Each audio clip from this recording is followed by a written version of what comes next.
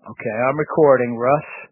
Go ahead and let's just make sure your side of the recording is working. My side's working. Just say testing 1, 2, 3 or something. Testing 1, 2, 3. Alrighty, your side's working. So it is, let's see what today is, Wednesday, the 10th of July, 2019. And we're looking at the various natal charts of Jordan Russell Blattberg. Okay, Russ, your property, your pride and joy, your son. We talked off the recording, but having talked off the recording, is there anywhere in particular you would like me to start? Well, maybe we should start with his son. His son is conjunct Chiron in Pisces. Right? Oh, okay. All right. I don't know. I mean, the sun is a prominent part of the chart. Oh, right? yeah. And one more thing too, Russ. You sounds like you got me on speakers. Just turn it down just a hair. Then I won't feed back. Because you're going to hear me feeding back on your channel. Just a little bit. I turned it down. Is that better? Yeah, we'll just see if it feeds back. I just don't want your recording getting messed up. Let's see here. Mr. Blattberg. Oh, Russell Blattberg. No, Jordan Russell Blattberg. There he is. Jordan Russell Blattberg. Okay. Going to the geocentric. Mini Maxwell. Mini Maxwell. I think Jordan, relative to Jordan Maxwell, this guy's going to be a little more energetic. Maybe.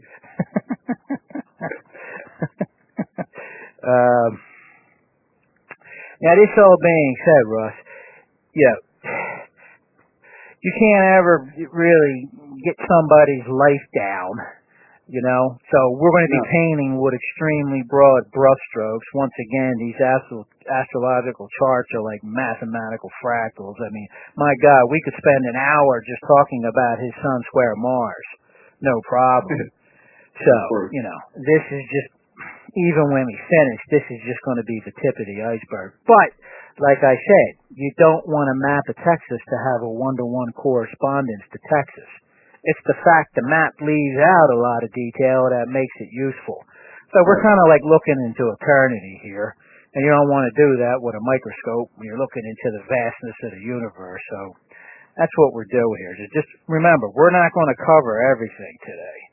Okay, but we'll get a lot of good insight. The main thing is just knowing this sun squares Mars. You know, that's important. But Chiron, you know, the sun conjunct Chiron. Well, look, here's one thing I'll say. This is the first thing my intuition tells me about sun square Mars, sun conjunct Chiron. You'll pretty much know where you stand with Jordan. You'll know. Like, he's happy. He's mad.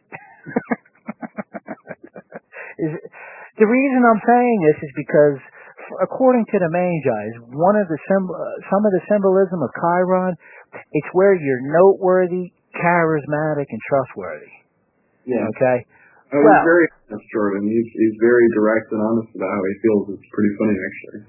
Because Chiron, working off of this Magi symbolism, it's where you're noteworthy, charismatic, and trustworthy.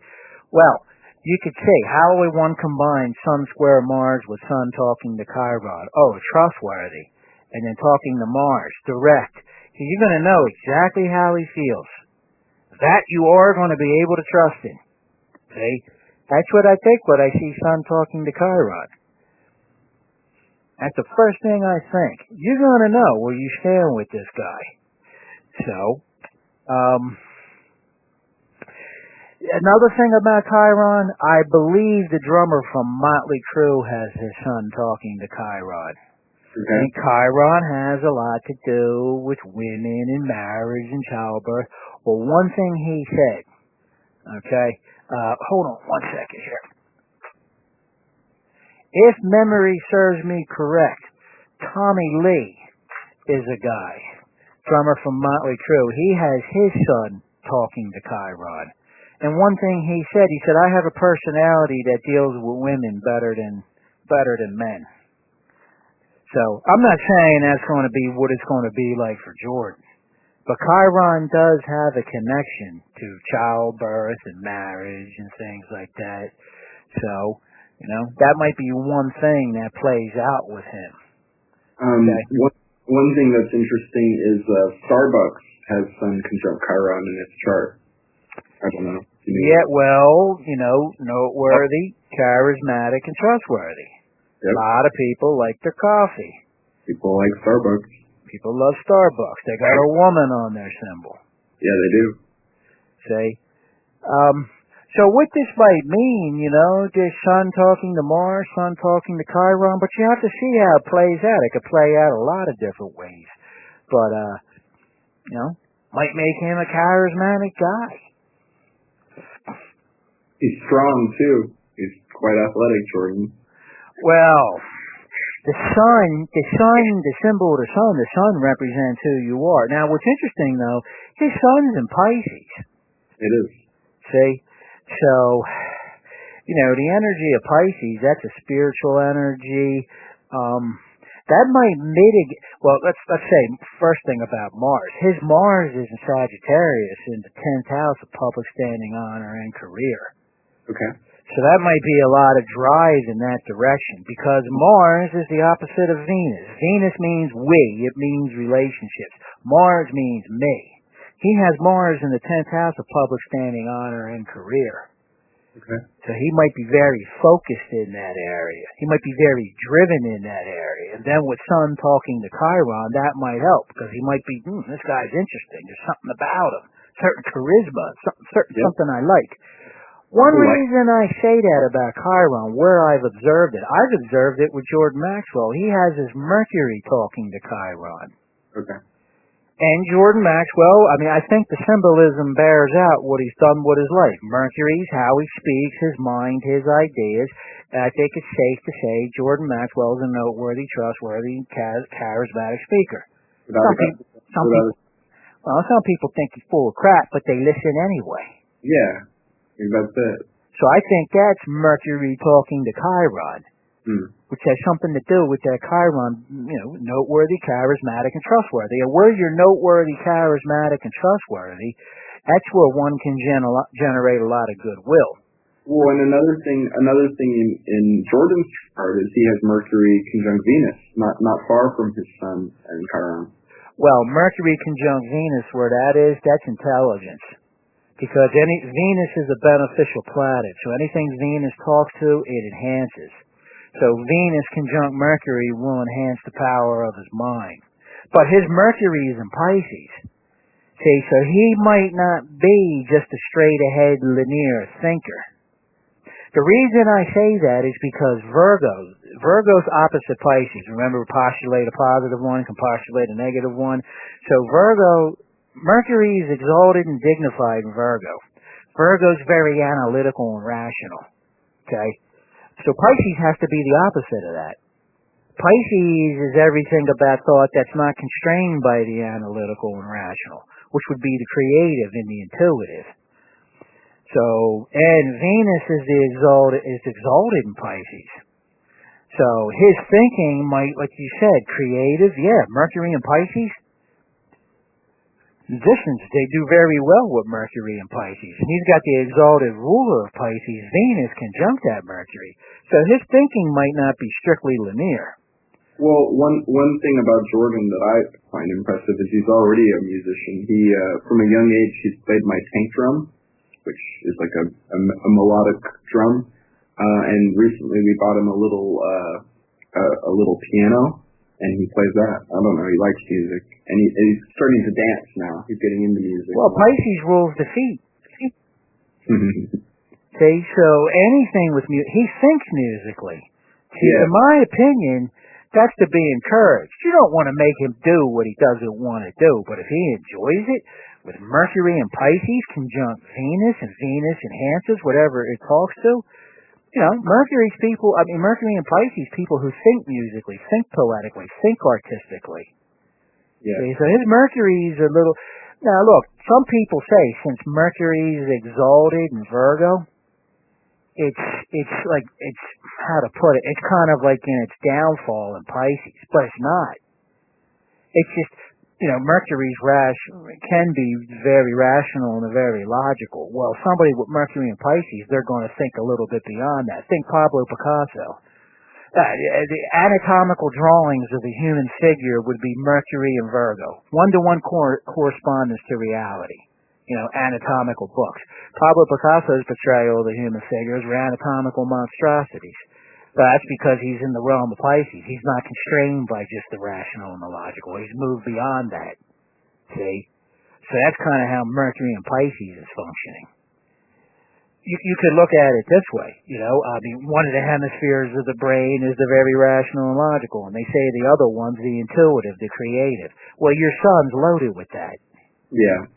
He likes to draw, he likes to read, and he's really quite good with his communication and language in general. He picks things up really quick. Well, and he likes to play games and stuff. He's super creative. He's amazing. He has Mercury making a semi-sextile to Neptune. So he has Mercury conjunct Venus. That's a nice conjunction to have. Conjunctions are very powerful angles. And he has Mercury talking to the Moon, Mercury talking to Neptune, Moon talking to Neptune. So that's a Mercury, Moon, Neptune, multiple planet configuration. And the Mercury's already in Pisces, and it's enhanced by Venus. See, so all that's to be encouraged. Moon talking to Neptune. He has a sextile to Neptune with the Moon. Let me see. Moon talking to Neptune, Mercury talking to the Moon. Yeah, Mercury, Moon, Neptune, multiple planet configuration. And where's his Neptune? His Neptune's in Aquarius, but it's the part of Aquarius right under Pisces. Let me just double check this, looking at this. And then another thing he has too, when you go over to the vertical side, the declinations, he has Venus talking to Neptune. See? So, that right there. He's got his assertive side, but with Venus is also how people relate to other people. His Venus is in Pisces, so that's going to tone down the Mars square of the Sun. Yeah, he's a nice boy, Well, his Venus is exalted in Pisces. It's very powerful there. Venus means we, and that Venus is talking to its higher octaves on the vertical side. Venus is talking to Neptune. So he's going to have a lot of drive, a lot of energy, but it's not like he's like a totally ruthless, you know what I'm saying? He's not. He's got a sensitive side. Oh, he is. Let me make sure about this Moon. Let's see here. Moon. Yeah. Moon. And see, this is a symmetrical pattern. He's got Moon making a sextile to Neptune. Neptune makes a semi-sextile to Venus, and Venus makes a semi-sextile to the Moon. That's see that there? It's on the right side of the chart in around the 1 o'clock, 2 o'clock, 3 o'clock area. Okay. It's a symmetrical pattern. Anytime you've got symmetry, now it's involving sextiles and semi-sextiles, which they're helpful aspects. They're not super powerful like trines. But when you got it in a symmetrical pattern, they're all enhancing their power. Moon, Neptune, and Venus. Let me just double check, make sure I got that right. Let's see here. Let me see. Venus, Moon, semi-sextile. Okay, no, I'm getting a little bit confused here. We got Mercury, Moon, Mercury, Neptune, and let's see, Moon, Neptune. That's what I meant to say. It's hard to see there because it's all jumbled up. So it's actually making the symmetrical pattern. Right. It's Neptune making a semi-sextile to Mercury. Mercury makes a semi-sextile to the Moon. And then the Moon and Neptune make a sextile together, 60-degree angle. So that's a symmetrical pattern. Mercury, Moon, Mercury, Neptune, Moon, Neptune. Okay. It's a symmetrical pattern. It's like a little arrowhead. Anytime you got symmetry with multiple planets, it's powerful. So it's Neptune, Moon, Mercury, symmetrical pattern, sextile with two semi-sextiles. But that Mercury is even stronger because it's conjunct Venus. And Venus helps anything it touches. Right. See? So that right there, that's going to bring out some of that artistic, imaginative side. Well, and Venus rules money, too, so it's where you can make money as well. Yeah, Neptune's... Look, that's... One thing you ought to teach your son, I'm telling you as a musician, Okay. Make sure he bloody understands copyright law and publishing. There's nothing difficult about it. If you have a copyright, they call it 200%. It's really 100%, you know, and you split the 100% of the copyright 50-50 between the writer and the publisher. But they decided to call it 200%. 100% for the publisher, 100% for the writer.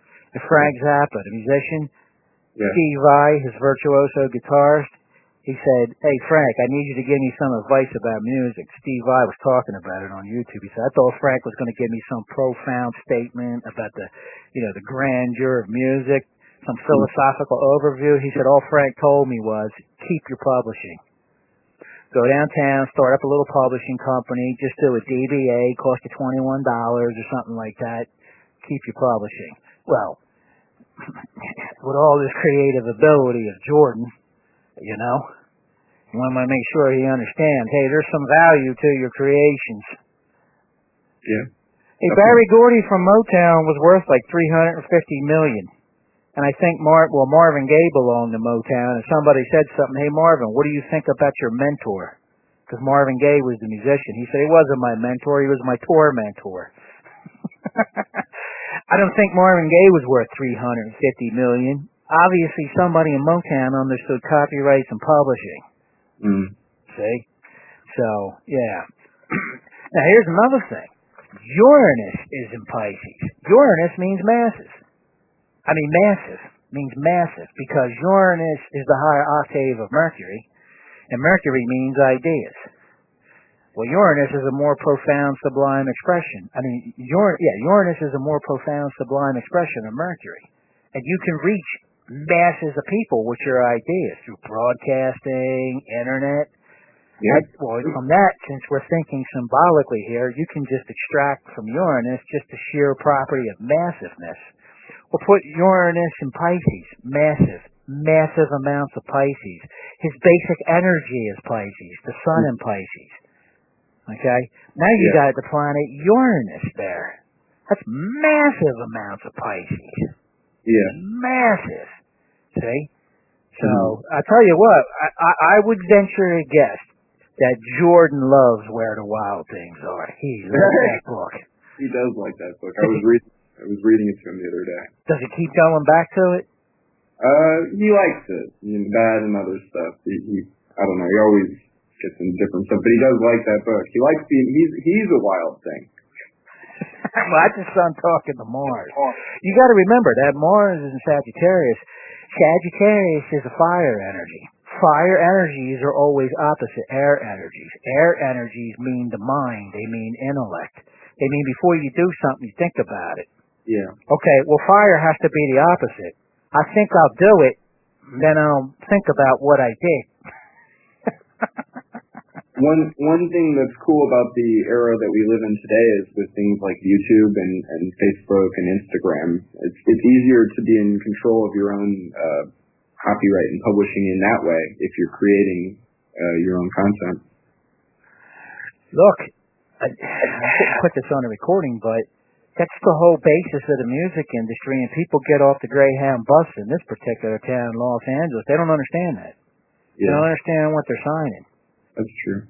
Because it's like copyrights, you can't like hold it in your hand like a tangible asset, but that's the whole basis of it. And creative people need to be aware of it. Because if you have a copyright and you've got something that's a smash hit, whether it's a book or a video or a song or something, Neptune means long-term assets. Yeah, that's true. Okay. So it means creativity, but sometimes great works of art, you know, like Beethoven's symphonies are still being played. Neptune, longevity. True. So, but his Mars is in Sagittarius. Sagittarius is fire, which is opposite air energies, which are the intellect. You know, air energies think about it, then they do it. Fire energies dive off the 90-foot cliff and then think about, I wish I would have known there's only 6 inches of water at the bottom of it. Yeah. That's fire. Well, his son talks to that, you know, Mars in Sagittarius. Now, what's interesting about this, you know, the dignified rulers of Pisces are Neptune and Jupiter. Dignified rulers of Sagittarius are Jupiter and Neptune. Same rulers, just one comes before. Yeah, they're just reversed in the order they come in. So, he might have his philosophical side. Because look, opposite Pisces is Virgo. Virgo's very rational, linear, practical thinking, being constrained by the bounds of rationality. Sagittarius is opposite Gemini. Gemini is ruled by Mercury. So Gemini is the peculiar, particular, discrete, episodic facts. Sagittarius is putting all those facts together and say, oh, it means this. Well, look how much energy Jordan has there. Saturn, Pluto, Mars. Right there in the 10th house. Public standing, honor, and career. Now let's see here. Well, he's got his Jupiter in Libra. Libra's ruled by Venus. Libra, it's the scales. It's the air constellation. Venus rules Libra. So Libra is like the intellectual expression of love. That's my opinion why they say Libra rules the law. Yeah. Because the law is all about justice, but it's an intellectual thing. Follow your paperwork, you get remedy for the wrong. It's not like anybody's having an orgy in a courtroom, okay? It's on the cusp of Scorpio, though, right? No, it's in the middle of Libra. Okay. It's right in the middle. Let me look at the sky map. Let me double check. Yeah, see, you don't have the sky map like I do, but let me look at it. I'm going to go look at Jupiter. But the point being, since Libra, he's already a Pisces. Jupiter is the dignified co-ruler of Pisces. Your son's energetic, but once again, it's not like he's going to be some ruthless psychopath. No, he's not. No, he's not. He's a really nice. I mean, obviously, there's he's been a little bit upset with Leo coming in, but he'll get used to it. That's just pretty normal. Yeah, well, kids like attention, and then obviously. He's got something talking to Chiron. It's like, look at me, look at my song and dance routine, Dad. Oh, you pay attention. Who's this? Who's the bald guy? They won't invite you to tell the survivors to the party. But, oh no, did I do this? Oh no, I'm looking at Leo. I gotta put Jordan up here. Whew. I thought I made a major boo-boo there. I didn't. Let me get Leo up here. Hold on a second. Let me pause the recording so I get it. Yeah, Jordan, he has his Jupiter in Libra. It's right in the middle of Libra. Okay. So, Jupiter is a good energy. Yeah. And Libra is balance, beauty, and harmony and social relations. And he has it in the 8th house of corporate endeavors. See? People like Jordan. When we're out with him, everybody wants to interact with him, and they end up feeling better after doing so. He does have Sun talking to Chiron, noteworthy, charismatic, and trustworthy. Yep. Now, another thing about him, too, he has his moon in Aries. That's a fire energy. Yeah. So he can balance out the moon in Aries with Jupiter and Libra, because Aries is me. It's fire. I feel it, I do it. Yep. It's the moon. That's another thing. You've already got Sun square Mars. That's pretty assertive. Then his emotional response to life, moon and Aries in the 2nd house, and 2nd house means my values. This is the way I want it, God damn it. and it's money too. Well, another thing that I want to get Jordan into is tennis. I feel like he could be really good at it. Well, and Leo too, I'm sure, obviously as well. If he wants to do it. Yeah. I tell you what, he's not going to have any problem figuring out what he wants to do, because he's got moon and Aries.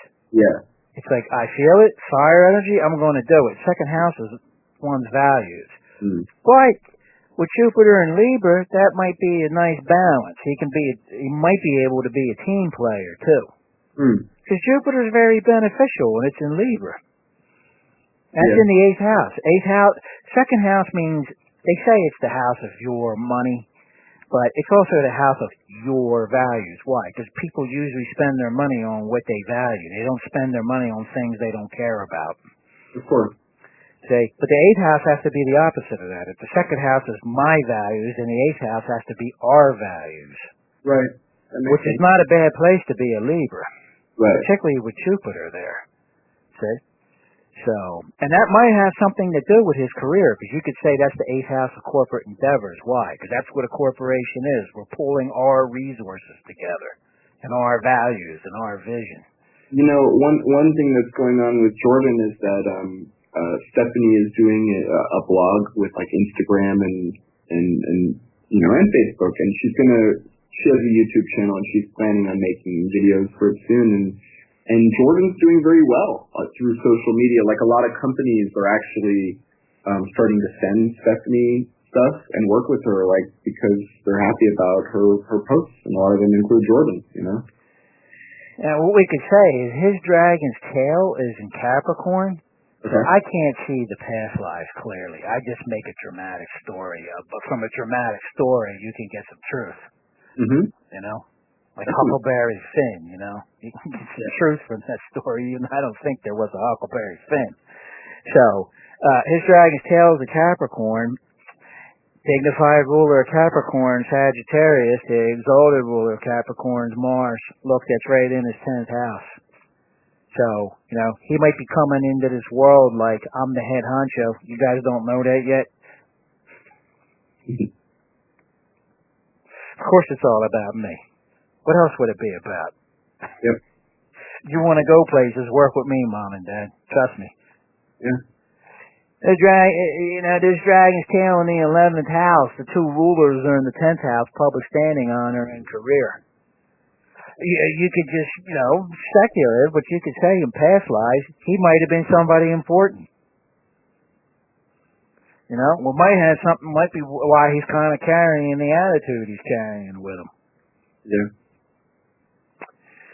What I would say, though, with a dragon's head in Cancer in the 5th house, 11th house means the house of networking. It's like professional, you could call it like peers of the realm. Working with the people in the past, whoever they were that were important, that had social stature. Okay? And then you look at Sagittarius. Sagittarius has a connection because Sagittarius is like the energy of the conquistadors. Here, we got our Bible. We're going to South America. We're going to kill all the men, and we're going to mate with the women, and we're going to make a new race for the Pope because we got the truth. See, it's here in this book. It's fire. That's it. This could be a little bit fanatical. So I sometimes interpret Sagittarius to be, I got the whole truth, and you're going to do it my way. Right. That's true. So, he might have been somebody important where it was like, here's the orthodoxy, and this is just the way it is, and this is what we do to maintain our status, and you don't deviate from it. Okay? Mm-hmm. But he's got a dragon's head in Cancer in the 5th. And the ruler of Cancer is the moon in the 2nd house. Well, if he was somebody important, maybe he had to support the values of the kingdom in the orthodoxy. And this dragon head's in Cancer in the 5th house. Okay? 11th house is networking. 5th house is kind of like where you go to be more one-on-one. Right. Okay? So, and then the ruler of Cancer is the moon in the 2nd house. Maybe in his past lives he didn't get a chance to, he might have been somebody important. Okay, but it might have been, I'm important because I got social standing, and as long as I play the establishment games, it's starting to make sense why maybe he picked a dad like you. Yeah. Maybe this time around I like to do the opposite. Maybe I like to just fight the establishment. Yeah. You'd be a good dad. Oh yeah, this dude's smoking a bong. Is that cheese? Is that chocolate? No, that's Russell Blattberg, Dad. Making sense, though? Yeah. I'm guessing, Russ. Oh, I don't know. It sounds legit. Yeah. But that might have been why he picked you. He said, you know what? Tired of these vain, stuffed up, social standing nobles. I want to undermine them this time around. Yeah. So, Dragon's head in Cancer, and in the 5th, what is ruler, the moon, and Aries in the 2nd house. I want to do something that's a reflection of my values. Mm. See? So, yeah, well, what I found with this dragon's tail, we're all stuck on it. Yeah, you're right. You can't escape the dragon's tail because the dragon's tail is all your experiences from the past. It's your foundation. It's your spiritual skeleton. You're not supposed to escape from it. No, it's true. It's the foundation of everything you're working with. But, like the skeletal system, if you notice, it's kind of hard to touch your left hand to your left elbow because the skeletal system's a little rigid, as is the past. What has occurred has occurred. It's hard to change the past. That's why the dragon's tail is the foundation. It's the spiritual skeleton, so to speak. But since it's got that characteristic of rigidity, it can get a little frustrating if one gets stuck there. See? So we're always, in my opinion, you're supposed to be tapping in the tail to promote the dragon's head. Now, another thing. The dignified ruler of Cancer is the moon. It's in the second house of his values. What would you say? It has two exalted rulers, Neptune and Jupiter. Well, Jupiter is in that 8th house in Libra. So, once again, it might mean, wherever Saturn's at in the chart, like in the 10th house, Saturn means one's not finished there. So, Jordan might go back to a situation where he's got some social standing and stature, but it might be balanced out a little bit. Yeah, thank God I picked a dad who's somewhat unorthodox. Yeah. Because wherever Saturn's at in your chart, you're usually not done there. Saturn's going to put a focus there. See, and that's part of his dragon's tail. So, might be some things to work on there. But to keep it in balance, it's that dragon's head in the 5th. But we've got to look at Neptune and we've got to look at Jupiter, the two exalted rulers of Cancer. So his Neptune's in the 12th house in Aquarius. And 12th house I call the house of work and service. Conventional astrology calls the 6th house the house of work and service. I flip the 12th in the 6th house. I call the 6th house the place of solitude, retreat, one's private cathedral. 12th house is the house of work and service. So, his dragon's head's in the 5th. One of the exalted rulers of Cancer is Neptune. That's in the 12th house of work and service, but it's in Aquarius. The ruler of Aquarius is Uranus. Exalted ruler of Aquarius is Mercury. Dignified co-ruler of Aquarius is Saturn, which is in that 10th house. This guy, Jordan, he might be revisiting some of his past and kind of, going up there a little bit. For him, it might just be second nature. When Jordan's Uranus is in Aries, right?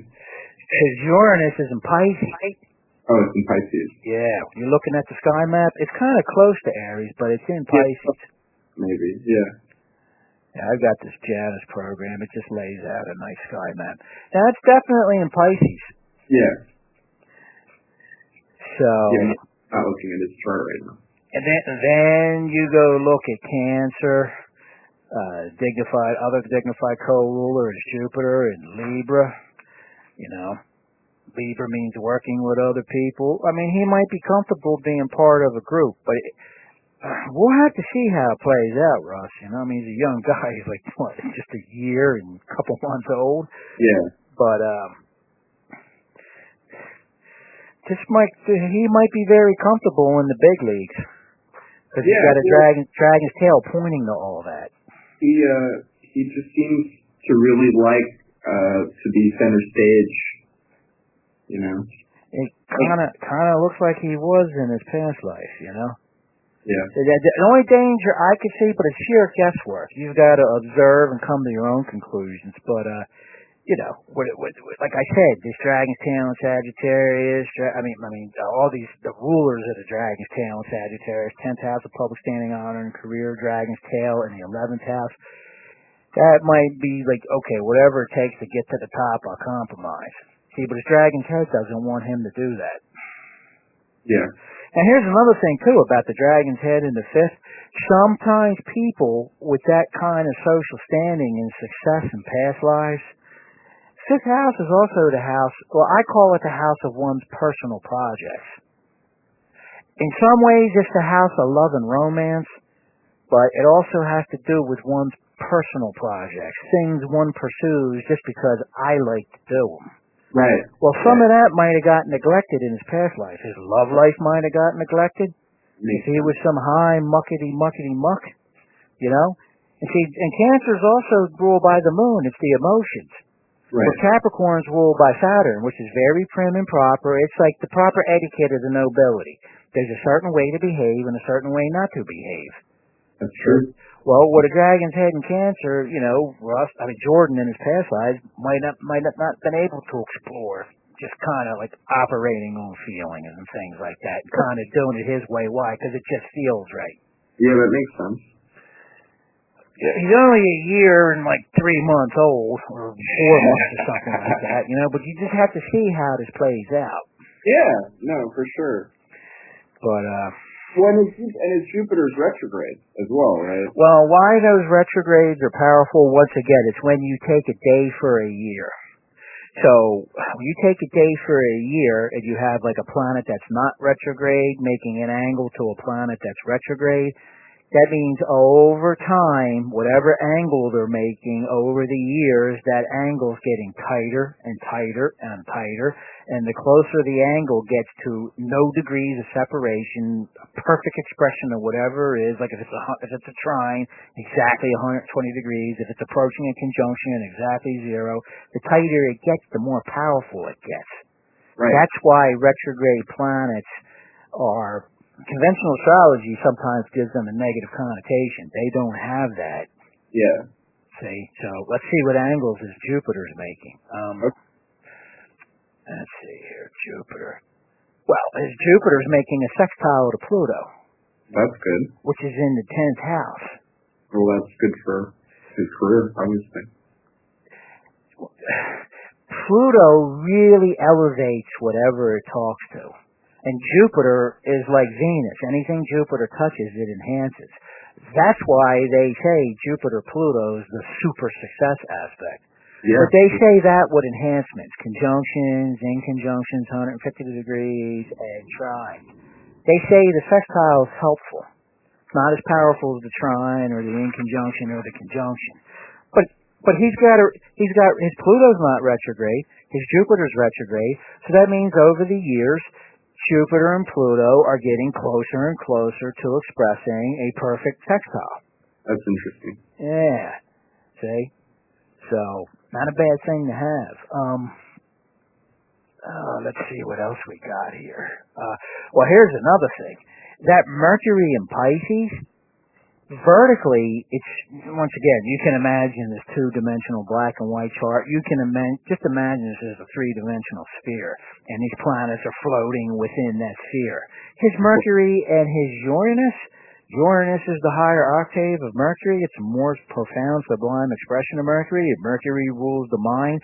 His Mercury and Uranus are floating off the page at the same vertical angle, and they're both in Pisces. That's a lot of Pisces, Russ, in the mental area. I mean, this guy is not going to be a conventional thinker at all. He's going to be extremely creative. He is. He's amazing.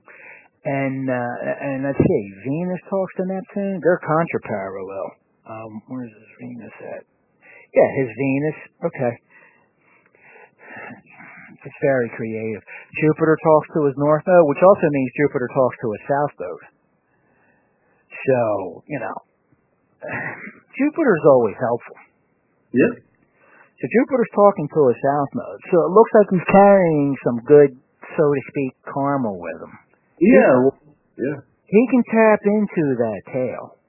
He can tap into it, but it's very easy to overdo the dragon's tail because we're just there. It's our spiritual skeletal system. It's very hard to overdo the dragon's head. But his Jupiter talks to the dragon's head and dragon's tail.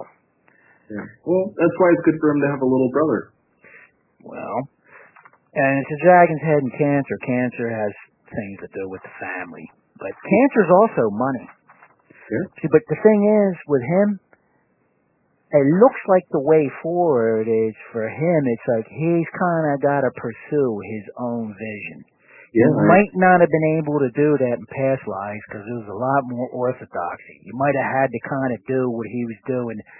You take an example, like Leonardo da Vinci. God knows he probably had some outrageous ideas, but he had to do it in the confines of Christianity, just the way it was back then. Yeah, that's true. Same thing with Michelangelo. Yeah, right. Sure. Well, this time around with a dragon's head in the 5th Okay? 'Cause fifth house, it can mean love and romance, which might have got neglected because it looks like he was a busy guy in the past lives. But the fifth house is also things one pursues for your love of doing them, which you might not have been able to do in past lives. Yeah.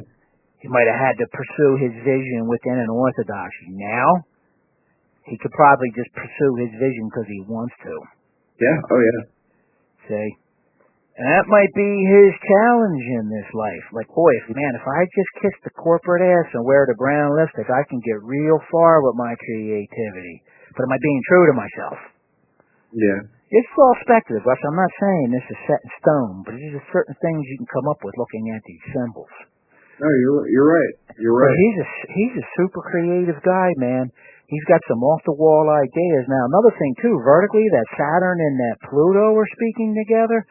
The main guys say when Saturn and Pluto speak together, those are people who dominate because Pluto means power and Saturn means mastery. Yeah. So like mastery of power. So this guy's got some stuff where he's like top dog. Yeah. That's no joke. He doesn't need to be in a hurry. Saturn means time. But I'm telling you, man, Mercury talking to Uranus in that Pisces, he's probably I use the word weird, not in a bad way, but you're probably sitting there going, man, for a guy who's 1 year old and 5 months, he's got some pretty crazy ideas already. Yeah, Jordan does he? He's interesting. Yeah, he likes to play a lot of games where one of us hides and then finds each other, and he's ultra independent.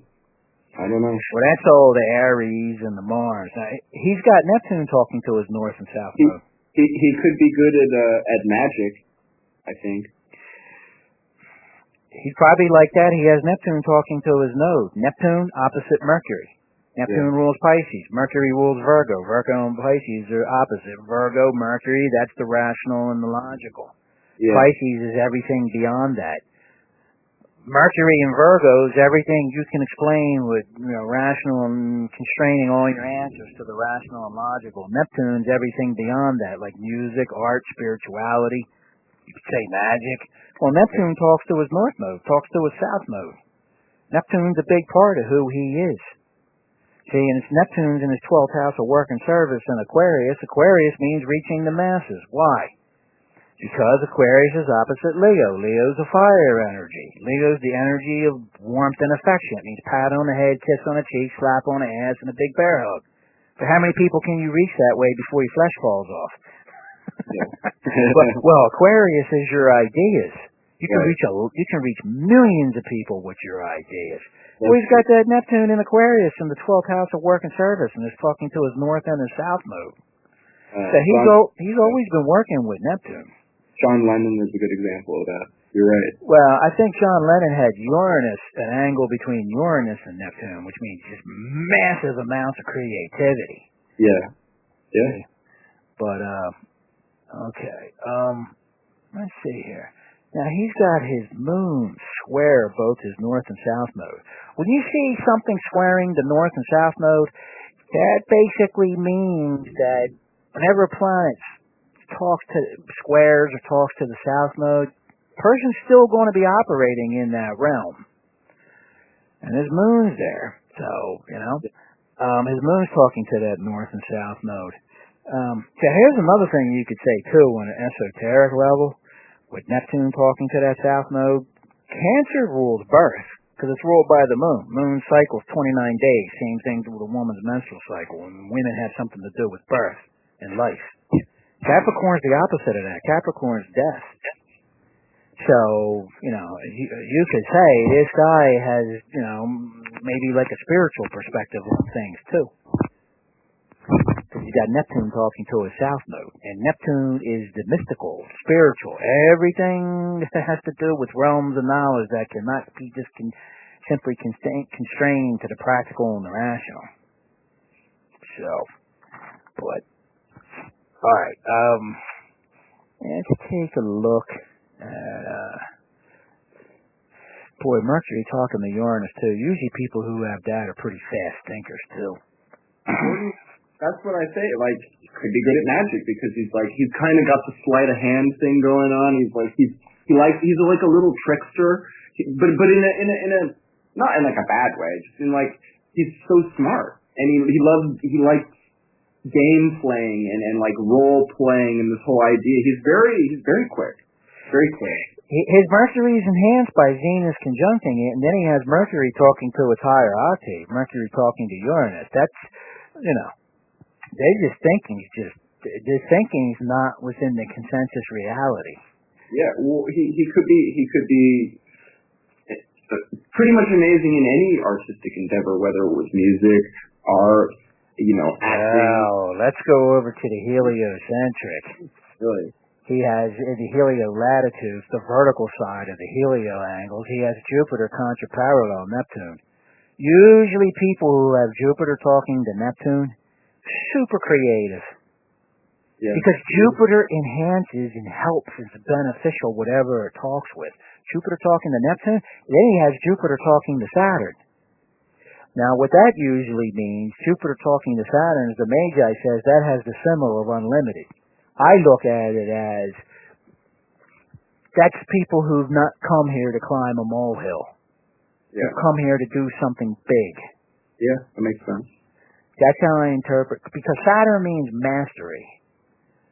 It means discipline, hard work, and Jupiter's enhancing that. That's true. Then he has Saturn talking to Neptune, and it's at a super genius angle. Anything in helio-latitudes with a degree of separation at 0.11 and below is considered super tight. He has a multiple planet configuration of Jupiter-Saturn, Jupiter-Neptune, Saturn-Neptune. And Saturn talking to Neptune means mastery of Neptune. And then Jupiter talking to Saturn means big. And Jupiter talking to Neptune means creative as hell. So he's kind of meant to master those realms. But this doesn't just have to be art. He could combine art with spirituality. God knows what he's going to do with this. Yep. But he is a creative individual. Then he has Uranus talking to Pluto. Pluto means power. Uranus means the masses. So, I don't know. Maybe he's going to be doing something where he's just got a lot of appeal to a lot of people. Yeah, I bet he'll have a YouTube channel with a lot of subscribers on it. When you go to the helio-longitudes, now he's got another powerful angle. Jupiter trine Neptune. There it is again. Jupiter trine Neptune. This guy's super creative. Yeah. Super creative. I bet he'll be good at astrology too, and he'll take an interest to it. It's very possible he has Uranus talking to the Earth. Uranus is the higher octave of Mercury, and Uranus in antiquity was the sky god, which when you look up, that's where the stars are. He does have Uranus talking to the Earth. Now he has Saturn square the Earth. That can sometimes be a little rough because the Sun in the geocentric chart represents the person. In the heliocentric, the Earth represents the person plus the relationship the person has to everybody else on the Earth. When Saturn talks to the Earth, it's just Saturn's a big part of who he is. So he's going to have to be patient. Once again, Saturn is a harsh taskmaster. It's like Luke Skywalker and Yoda on Dagobah. It wasn't like Yoda was pleasant to Luke Skywalker because it was like, oh, you want to be a Jedi? Good, I'm going to put you through hell. That's what Saturn does. Yeah. It's not doing it to punish. Saturn's like Granddad. No. You're 13 years old. I'm 90. I know you want to go play house with the 13-year-old girl next door who's cute, but you're going to do your homework. Why? Because I love you. That's why. I'm going to grab you by the scruff of the neck, sit your ass down, make you do your homework. Ain't nobody getting pregnant while Granddad's around. That's kind of what the energy of Saturn's like. And then Saturn's also time. Well, he has Saturn square the Earth. Uranus talks to the Earth. Okay, Saturn and Uranus don't speak to each other. That's all right. But, it's going to take time. Yeah. Well, it's going to be, look, this guy's got a lot of drive. And with Saturn talking to the Earth, Saturn talking to the Earth might mean not so fast, Sonny. Just do it right. Yeah. Well, creative endeavors do take a lot of time. And Jordan, I kind of feel like he has this like unlimited creativity, and he's got he's got all this energy to pursue it.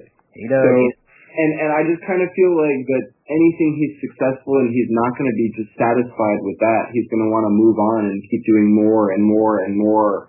And that Jordan wants to make a name for himself, and he wants that name to like live on throughout history, and that people to be able to like when he's dead to be able to like go back and like look at all these different things that he did. Like you know how people were impressed that Michael Jordan like went and played professional basketball, or I'm sorry, professional baseball, right? For a little while. Like Jordan wants to be that as like the creative endeavor and be like known for all these different things, as well as maybe being an athlete and God knows what, you know. I just had this impression. Look, where it comes to the athletics, he has Mars talking to Pluto and Mars talking to the Earth, and is Mars talking to the Earth and the helio? That's it's below 0.11. So that Mars talking to the Earth is very prominent.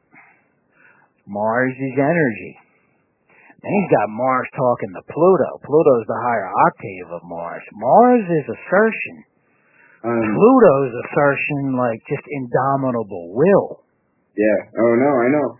That's a lot of drive, man.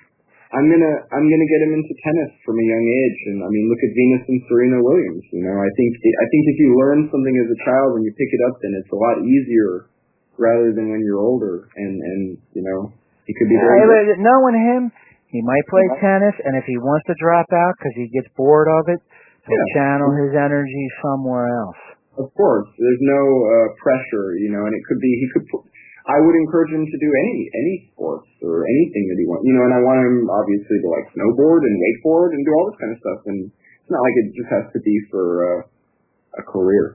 He's going to love it because if he's out there in nature, and his imagination's excited, and he's able to use his energy, I think that's half the thing of being a champion. Is the mental side of it. That's true. A lot of people think it's just the strength. No. It's like, how high is your IQ? Because you coordinate moves and foresee things in your mind that other people can't. Sometimes it's not just necessarily straight to strength and speed. Sometimes it's how intelligent you are. Look at Bruce Lee. He's a perfect example of that. Now, in the heliocentric, Mercury squares Mars. That's at another genius aspect.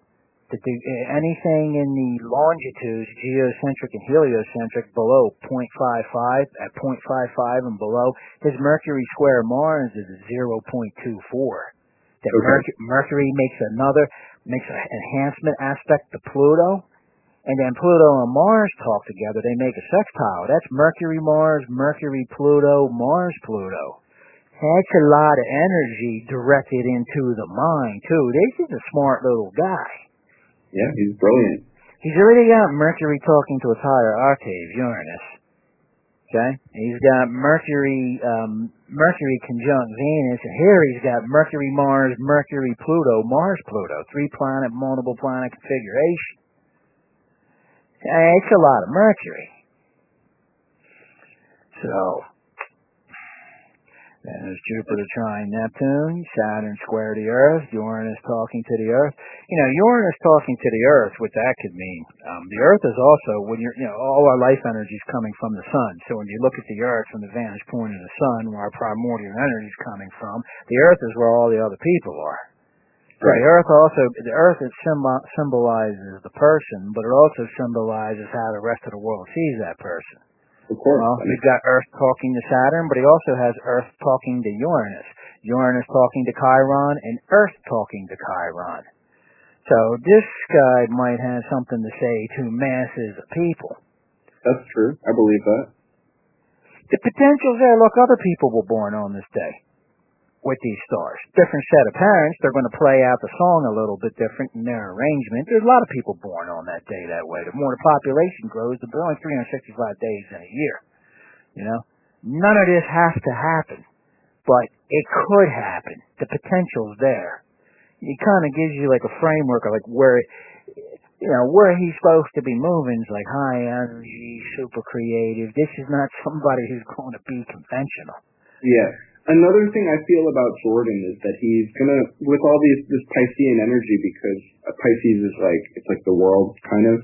he's going to be upset about all the suffering in the world because, like, especially like we live in Vegas and there's like tons. I mean, and everywhere, you know, there's like homeless people and because Venus is exalted in Pisces, so Venus means it means relationships. So people with a lot of Pisces have a certain amount of compassion. He's a sensitive guy too. He's powerful, he's smart, and he's sensitive. He's going to feel it. Yeah. I think all the suffering is going to really upset him, and it's going to upset him that he can have a better life, but so many other people around him are not. Well, like I said, you know, what he could do, he might say, you know what, being creative and career is too selfish. I want to go out and save the world, like the past lives I used to have, where I was exalted and a great humanitarian. You don't know how this is going to play out. But I think he's going to want to use his creativity in some way to like help, like broadcast, like look at John Lennon. You know, it wasn't like he was going around saving people or feeding people or anything, but he's affected a lot of people in a positive way. You know. Well, my opinion of that with John Lennon, he had Jupiter talking to his moon. Okay. And Jupiter will fight. And John Lennon had a lot of Mars, but Jupiter means fighting the good fight. Yeah. So the way John Lennon fought is like, I'm going to fight the good fight with peace. Oh, they're preaching war. I'm going to go advertise peace. Yeah. They're advertising recruitment. I'm going to advertise peace. Yep, true. I think that's his moon talking to Jupiter because Jupiter's helpful. So he was a man of peace when you look at John Lennon's stars. I think it was the moon talking to Jupiter. Jupiter will fight. But Jupiter is like, you know, the rebels versus the evil empire in Star Wars. Yeah, you're right. So, when, like you said, Star Wars was made with Jupiter and Mars, right? I forget the alignment. I think it was a 3-planet alignment. I think it was Sun, Jupiter, and Mars. Yeah, Sun represents the day, so the sun would also represent the movie. Mars meant war, and Jupiter meant the good fight. Star Wars. Exactly. Yeah. Yeah. So Jordan's got a lot of those planets working together. He's a sensitive guy. Yeah. Because he's got all the Neptune. Yep. And he's got Venus talking to Neptune. Now, where he kind of has some of that, let's see here. He's got Venus talking to Jupiter. This is in his heliocentric. Venus talking to Jupiter. Venus talking to Neptune. Jupiter talking to Neptune. Those are all super aspects. Usually people with Venus talking to Jupiter, since Venus is how one relates, Jupiter's very helpful, they have a certain amount of integrity. Yeah. They have a certain amount of integrity. But that's also going to help with his creativity. That's true. This guy's not meant to be an accountant. No. Some people are. He's way too creative. Some people are, man. Their thinking's just very practical, very rational. They make great accountants, great business people. They're just nose to the grindstone. No, you're right. He's not going to kind of be like that. He can do all that. He's got the mental ability to do all that, but it's going to bore him to tears. He's too imaginative, too creative, too sensitive. And look, there's a lot of poverty pursuing the artistic path. Unless you understand publishing, copyright, you understand a little bit about your stars, and it's going to take some time. And, you know. And if he's starting young and he's encouraged with it, and he's got the drive, maybe he'll never give up. Who knows where this is going to go. That's true. So, now another thing, there's something called Magi quads. Have we talked about those before? Yeah, and I've read about them in the Magi book. The reason I don't want to do that, Russ, I'm going to refer you to this other guy because I talked to the Magi astrologers. Let me go off the recording about why Magi quads are important, if I remember what they are. Magi quads, hold on here, what the Magi quads are, whenever you have two planets, okay, you could just take any two planets on Jordan's chart. At some point, they're going to have a midpoint. It's just a distance on the curve where they meet. You just take the distance between any two planets, divide it in half, and you get a midpoint. Correct. Okay. When two midpoints conjunct, The Magi quads are important. Quad just means 4, because for 2 midpoints conjunct, the Magi say that is significant because for those 2 midpoints to conjunct requires a minimum of 4 planets. Got it? So if you got the distance between Saturn and Pluto, it's kind of arbitrary. They just have their midpoint. Just take the distance on the curve, divide it in 2, there's a midpoint. Whoopie freaking do. Oh, that midpoint's conjunct the midpoint of another 2 planets. Well, at minimum, that can only happen with 4 planets. Anytime 4 planets are coordinated, that's significant. Right. Well, okay. That's why the Magi quads are important. That's where you start to see, oh, this is where the person's supposed to have their career. Right. That's why I'm going to send you an email about this guy. Because he's got something on there where somebody was basically saying something, or he's got some example like, will my kid be good on this sports team in high school? And this, I don't know, I never talked to Kevin McCoy, but the Magi's recommend him, and he's saying, well, I'll have to look at the Magi quads to see if your kid would be coordinated enough and have enough of this in the quads to see if he would be, if his energies would be well directed that way. But the Magi quads, man. Now let me pause this. So what I'm saying is, I don't know how much this Kevin McCoy is. I got him right here. Let me look. Let me see. Well, anyway, you might want to contact him when you get $250 or whatever he charges, and just ask him, can you do the Magi quads for me for my sons? Well, we're looking at the broad brushstrokes. But if he gives you a lot of good information about those quads, you're going to be able to really focus in. Okay. Now, I don't want to put this on the recording. You can see, looking at Jordan with broad brushstrokes, that the symbolism corroborates what you're saying. Yeah. You know? All this energy in the 10th house, public standing, honor and career, dragon's tail in the 11th house, Earth talking to Chiron, Sun talking to Chiron, you know, a lot of Uranus energy, Uranus talking to the Earth. Yeah, he might want to, it could be a soul. I want to reach everybody. Yeah, I think so. In whatever way. Yeah, and the shortest way to do that is to be well known, or we say famous. Yeah. But he might not even have to try. It might just happen by what he's doing. Yeah. And who he is. I think that's kind of what it's going to be, you know. All right, let's see something here. Okay. So that's our on Jordan. Well, let's go talk about Leo. Okay, I'm just going to use the bathroom really quick. Take your time. Thank you.